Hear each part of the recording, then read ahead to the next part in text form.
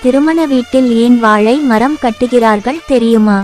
கட்டலனா கீழே விழுந்துடுன்னு நீங்க சொல்றது எனக்கு கேக்குது. ஆனால் அதுவல்ல விஷயம். ஒரு திருமணத்துக்கு ஒரு சிறுவன் தனது அப்பாவுடன் சென்றான். அவன் ஒரு விஷயத்தை கவனித்தான். திருமண மண்டபத்தின் முன் 2 பெரிய வாழை மரங்கள் கட்டப்பட்டிருந்தது. அவன் ஆச்சரியமாக அப்பாவிடம் கேட்டான், அப்பா, ஏன் திருமணத்தில் வாழை மரம் கட்டுறாங்க?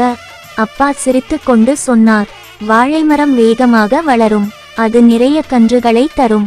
அதனால்தான் புதிய தம்பதிகளின் வாழ்க்கை வளம், சந்தோஷம், சந்ததி எல்லாம் அதிகமாக இருக்கணும் என்று நம்ம முன்னோர்கள் திருமணத்தில் வாழைமரம் கட்டும் பழக்கம் வைத்தார்கள்.